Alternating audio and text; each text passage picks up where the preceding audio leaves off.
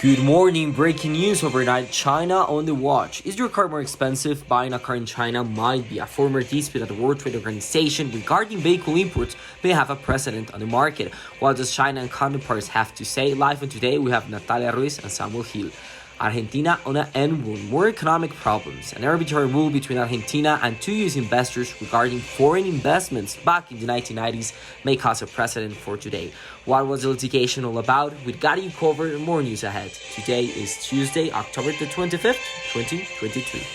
Hi everybody, welcome to today. Thank you so much for joining us in this Tuesday morning. We go ahead with our main story, which regards a WTO dispute between 26 to 29 regarding China as a respondent and the United States of America, Canada, and some Europe countries as the complainants.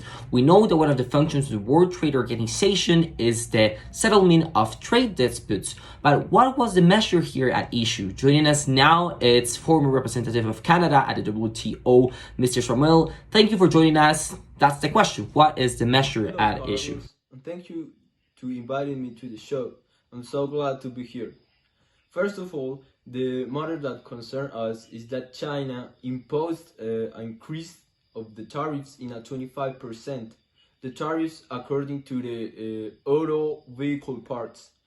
The auto vehicle parts, according to what Canada said, that is the country that I represent, were equalized as the same tariffs of the vehicles that are completely finished.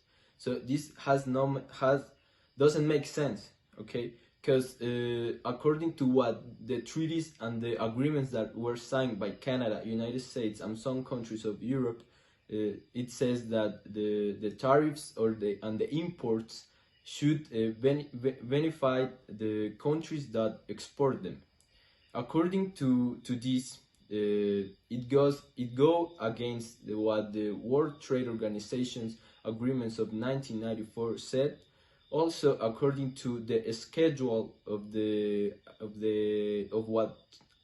what was signed with China and Canada said, and according to the good relations in terms of commerce that had both countries. Mr. Samuel, but what was the product at issue? Were we talking about the whole car or the specific pieces of cars? What were we talking about? Yes, Carlos. The product at issue that concerned this problem was the vehicle auto parts. What happened? These parts were the CKD, are the complete knockdown parts, and the SKD, that are the semi-complete, the semi-knockdown kits. What happened? The ones who get in charge of this issue was a panel. It's the committee in charge into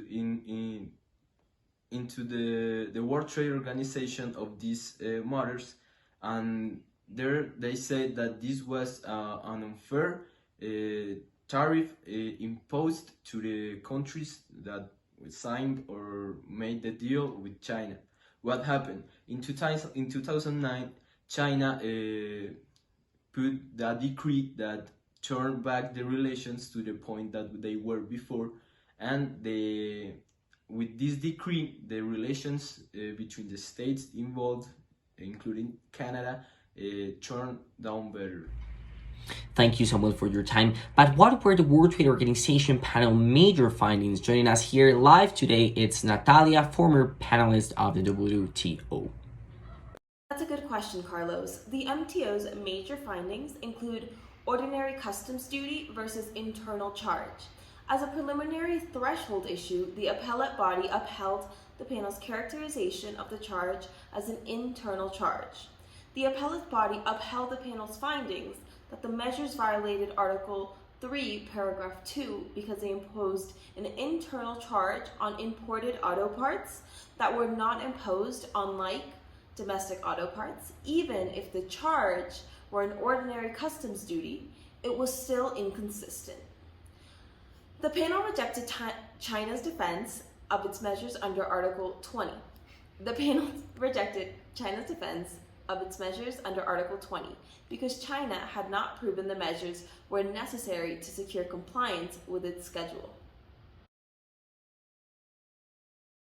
8 in the morning here in today, and a 2002 emergency law known as the pacification creates certain problems and also some arbitration cases.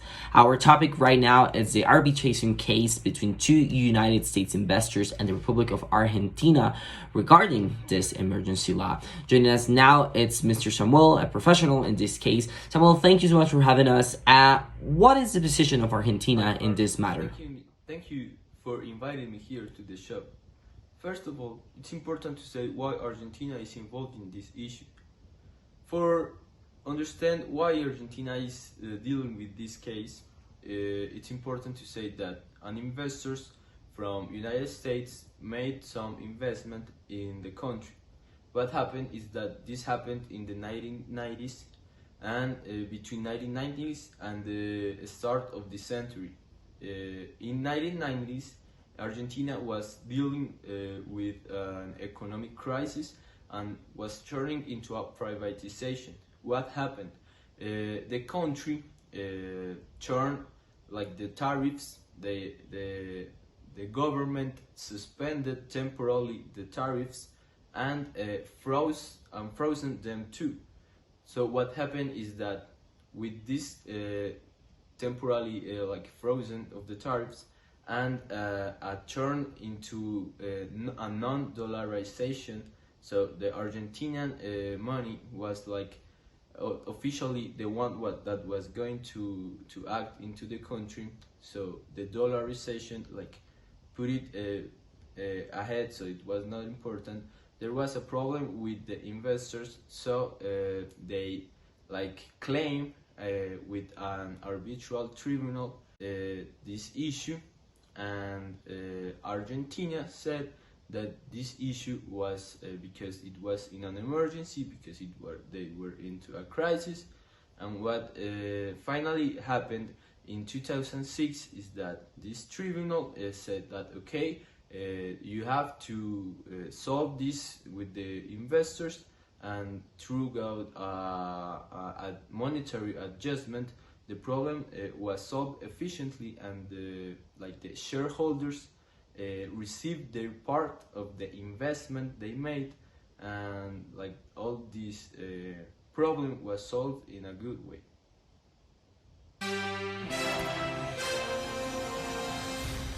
Good morning. Well, Carlos, let me begin by saying thank you so much for having me here today. I'm really excited to get into this. So, I want to get started by mentioning that treaty violations found before proceedings to the claims under the BIT, the tribunal held that the respondent is liable under Argentinian law as one of the laws applicable to the dispute because it failed to observe its commitments under the license with no excuse to justify the non-compliance. It is also important to mention that the tribunal also noted that while Argentinian economic crisis did not amount to a legal excuse, just as it is not reasonable for the licenses to bear the entire burden of such a changed reality, it wouldn't be reasonable for them to believe that nothing happened in Argentina since the license was approved.